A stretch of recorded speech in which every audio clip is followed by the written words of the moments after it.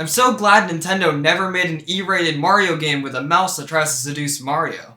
Nintendo has made countless beloved series and Mario spin-offs, but none seem to even hold a candle to what Paper Mario's community is like, despite there being only 2, maybe 3 good games depending on who you ask. They still care enough to make 3D texture packs and mods to keep the old games fresh for veteran players and to add more content. The community is really amazing for the series, and it's probably because these games are just crazy. I mean, seriously, the first NPC you talk to after exiting the boat talks about how you never know when you're gonna kick the bucket. This game is E-rated, mind you. Then after the first battle where you defend Goombella from this purple prick, you see a very dangerous bungee cord. How the fuck did this game get an E rating? This is when they still use the full damn alphabet on these things. It's not like today where fucking Call of Duty can get an E for everyone. Then you immediately get robbed and lose half your coins. If you don't go back to get them, you just don't have these coins for the rest of the game. It does a great job at establishing the setting, but this is probably one of the weirdest games I've ever played. Once you're done talking to the professor, you head to the tunnels, do a tutorial, and off to Hooktail's castle you go. Once you go to Petalburg and get the key to the castle, you must make your way over to Hooktail's castle. You eventually speak to Miss Mouse, does some Romeo and Juliet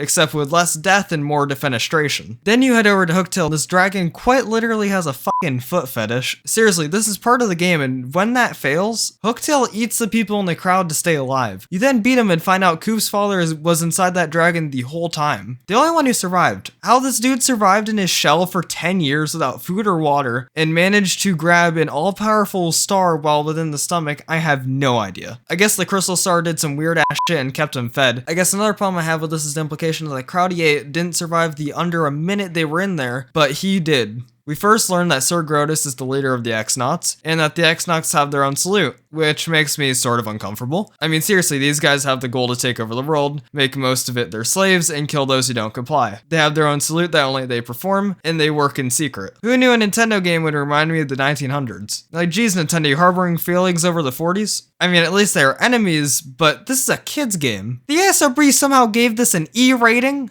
How? I don't even know at this point. Then we see 2 of the weirder parts of this game.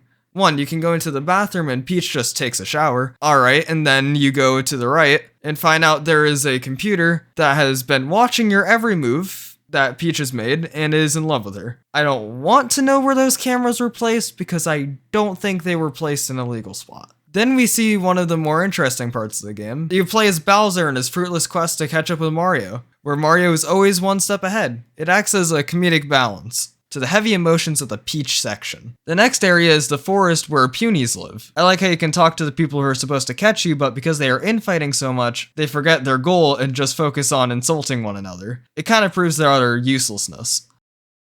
I guess it's more likely than you'd think. After going into the tree and clearing it out in a section that honestly goes on for a bit too long, but I just want to talk about the utter uselessness of a fucking metal door in a wooden tree. Just think about that. Also, this cage makes 0 sense. I get for gameplay reasons why it doesn't work like this, but how the does this cage hold a piece of paper? Following that, you fight probably the most inept enemy of all Mario games, and get the crystal star from the Elder. Also, there is a part where the mouse tries to seduce Mario. Again.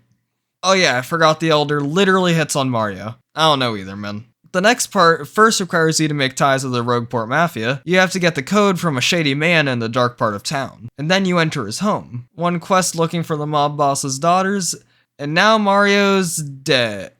In the Mafia's good books. The next section of the game shows you why you should probably read a contract before signing it. I mean, that is what Mario does. He later finds out he can't back out. Those who want to back out mysteriously disappear. It seems like Bubba may not be working for the greater good here. So you work your way up through the ranks of Glitzville, and soon you are the most powerful fighter in the ring, going by Mr. Gonzalez. You also find a mouse who wants to seduce Mario. How did this get a fucking E rating? Mario then finds out Bubba is a crook who is taking advantage of the former champions using their strength to make him stronger. The next area is probably one of the most disturbing areas. The people here are pigs.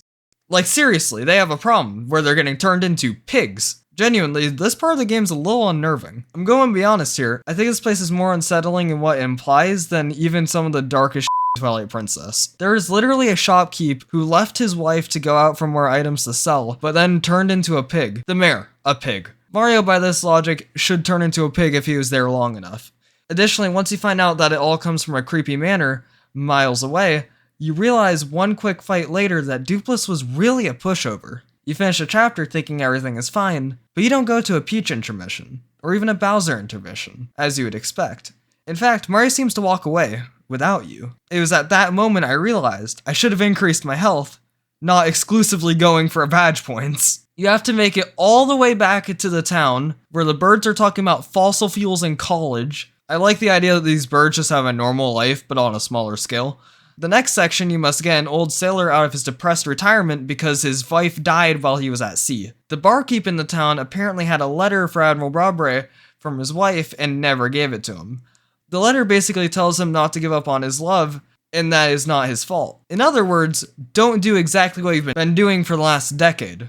Nothing. If the barkeep had just given him the letter, Brawbury could have effectively regained about a decade of his life. The next section, you again have to work on your ties with the Mafia because this is my favorite E-rated Nintendo game. And you go to the XS Express with a murder mystery, a man who put everything on his business expense, a detective, and a family of tone-deaf bob-ombs, and the murderer, and a rich woman. But who's counting? This is followed up by Mario heading up to the Siberian front in the Cold War of Russia. You have to use secret bomb codes to convince them to let you into the moon. This is where Peach's plot gets a sad development because Lord Crumpets over here decides to erase all the files relating to Princess Peach from tech. Once you've gotten the final Crystal Star, you head to the Thousand-Year Door. Then discover that Princess Peach has become emo and wants you dead. Which is somehow one of the 2 times that has happened to a Nintendo princess on the GameCube. This game has an E rating!